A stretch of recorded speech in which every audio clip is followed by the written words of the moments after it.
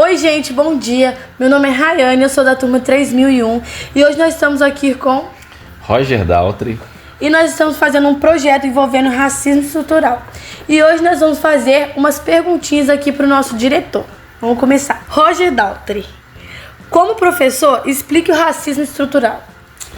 O racismo estrutural como o nome diz, é um princípio que a gente tem na sociedade brasileira, que está sendo discutido nas últimas décadas, principalmente nos últimos anos, de uma forma de racismo que você tem uma estrutura por trás dela que faz com que pessoas pretas e pardas elas sejam tratadas de maneira diferente a partir da lógica que a gente tem na nossa sociedade. Então você tem todo um sistema que é preparado para, infelizmente, tratar de maneira desigual esses pretos e pardos no nosso país. Entendi. Próxima pergunta. Você, como um diretor negro, observa uma mudança de pensamento na educação contra o racismo estrutural? Eu vejo que nas últimas décadas há um movimento, claro, aqui na sociedade, dentro das escolas, para discutir esse tema. Apesar de a gente ainda ter muitas dificuldades, a verdade é que tem sido levado para as salas de aula nas diferentes escolas, né? Principalmente esse tema, só que infelizmente ainda muito longe do tamanho da discussão que isso precisa, né? Acho que isso precisa também ser, de alguma forma, estar mais presente no dia a dia, não só das disciplinas da área de humanas, dos componentes curriculares de humanas, mas também de outros componentes curriculares, né? Isso tem que fazer parte do nosso dia a dia. Até porque a gente tem legislação que fala sobre isso. Por exemplo, a Lei 10.639 fala sobre o ensino da cultura africana, de matriz africana, dos povos originários no Brasil. E a gente, quando observa o dia a dia, ainda vê que ainda é muito pouco, né? Você tem algumas iniciativas em algumas escolas, o que é importante, mas como um todo você não vê projetos políticos, pedagógicos das escolas voltadas para essa discussão, para essa temática, né? Para trazer isso à baila, mesmo em escolas onde você tem maioria de pretos e pardos, e é o que a gente tem mais no Brasil, inclusive aqui na nossa escola. E isso faz com que muitos pretos e pardos nem se identifiquem como tais. Tem gente, tem muito pardo que acha que é branco. Por quê? Porque ele não tem um trabalho de conscientização acerca dos problemas que estão por trás da cor da pele dele, inclusive na sociedade que ele vive. Então, há uma evolução, eu considero essa evolução porque eu também olho para quando eu estava estudando, há 20 anos atrás, há quase 30 anos atrás, quando eu estava na escola, que tipo de discussão se fazia com relação ao racismo. E hoje eu vejo que houve sim uma evolução grande nesse sentido de trabalhar isso nas escolas, porque quando eu era adolescente, jovem, nem se falava sobre isso. Então, pelo menos hoje se fala, se discute.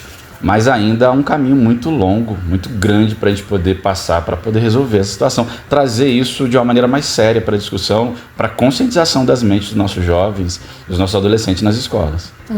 E vamos para a próxima pergunta. Roger, você já enfrentou algum tipo de racismo como pessoa, diretor ou professor?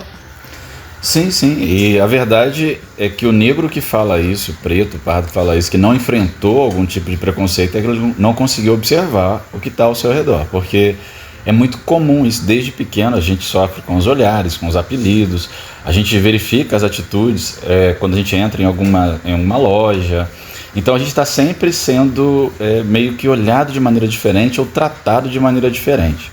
Eu vou até citar um caso como diretor já da escola aqui em viagem, terceira série, vamos fazer a viagem esse ano, terceira série.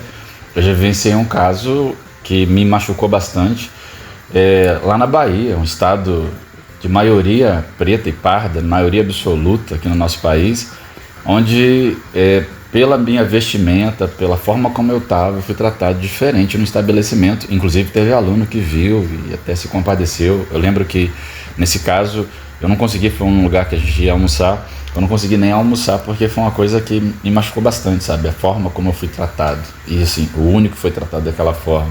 Claro que as pessoas nem sabiam que eu era diretor. E tem isso, né? Você é desafiado. No início do ano passado, eu fui num banco, em nome da escola, que a escola tem um CNPJ, uma empresa, então a gente tem uma área empresarial, da qual eu sou o diretor-presidente. E aí eu fui entrar no banco, fui nessa área empresarial, e aí, ao ser recebido pela gerente da conta, ela achou que eu era o entregador da comida dela, porque ela falou assim para mim: nossa, tudo bem, coisa e tal, o que você trouxe para a gente comer hoje? Ela perguntou isso para mim, quando na verdade eu fui lá para resolver um problema da conta da escola. Ela olhou para mim, eu não estava com bag de levar comida, não estava com nada disso. Nada ali identificava que eu era um entregador de comida, e não é menosprezando o entregador de comida, só para deixar claro como a gente é olhado de maneira diferente. A gente estava numa área de empresários e ela não conseguiu me ver ali como um empresário, como alguém que pudesse estar num cargo de liderança ou coisa do tipo. Por quê? Porque estruturalmente, aí quando a gente fala do racismo estrutural é isso, você não consegue ver hoje na sociedade, em cargos importantes, em lideranças, você não vê essa representatividade do preto dentro dessas áreas. Então a sociedade meio que julga você pela sua cor, dizendo que você é incapaz, que você não vai conseguir, e o tempo todo a gente ouve e vê isso no dia a dia. Por isso é tão importante que a gente fale sobre isso, né? Porque eu estou com 40 anos de idade e até hoje eu ainda vivencio casos de racismo no meu dia a dia. É o racismo na segurança pública, na polícia. Eu até nem ando mais de moto porque eu tinha o estereótipo do cara que é o favelado, o bandido. Cansei de ser parado de moto próximo da minha casa, no meu bairro, que é um bairro também periférico, com a desconfiança que eu estava carregando alguma coisa ilícita e tudo mais. Eu fui parado na porta da minha casa, dentro da minha casa, inúmeras vezes, a ponto de vocês... É desgastante isso, né? Eu já fui parado dentro de ônibus, sozinho, tiraram tudo da minha mochila, achando que eu era o bandido que estava ali. Então, cara, é cansativo. Eu já passei tantas situações que envolveram esse racismo estrutural que levaria horas aqui para contar a quantidade de vezes que eu passei alguma situação que, no mínimo, me constrangiu ou me humilhou. Mas também, né, são 40 anos de vida aí numa sociedade que tem uma dificuldade de mudar, né? Está se discutindo sobre isso agora, mas ainda a gente tem um longo caminho, a verdade é essa. E agora eu vou pedir para você mandar uma mensagem de conscientização ou combate ao racismo estrutural. Então, o que eu penso, acho que é importante ressaltar que nas últimas décadas as políticas de ações afirmativas elas têm sido muito significativas para diminuir os problemas que a gente tem relacionado à desigualdade entre as etnias no Brasil, principalmente entre pretos e pobres. O fato deles poderem estar ascendendo socialmente, chegando às universidades, aumentando sua participação em alguns setores que são chaves na economia do país, são fruto dessas políticas. Então, eu acho que a gente precisa continuar lutando para que essas políticas elas continuem existindo, que elas possam ser amplificadas, para a gente diminuir a desigualdade que existe entre essas etnias no Brasil, principalmente quando a gente fala de pretos e pobres, de pretos e pardos aqui na nossa sociedade. E é claro que a gente como preto possa também ter essa consciência de lutar a cada dia para que a gente seja reconhecido na nossa individualidade, na nossa coletividade, na nossa importância para a nossa sociedade, no nosso potencial, que a gente seja respeitado a cada dia e que possamos ser, em algum momento na história da nossa sociedade aqui no Brasil, ser tratado como iguais, né? Esse é o meu desejo, é o que a gente espera para o nosso futuro, o futuro do nosso país. E nós chegamos ao fim da nossa entrevista. Muito obrigada, diretor, pelo seu tempo, por nos passar o seu ponto de vista nessa pauta tão importante. E é isso, galera. Até a próxima.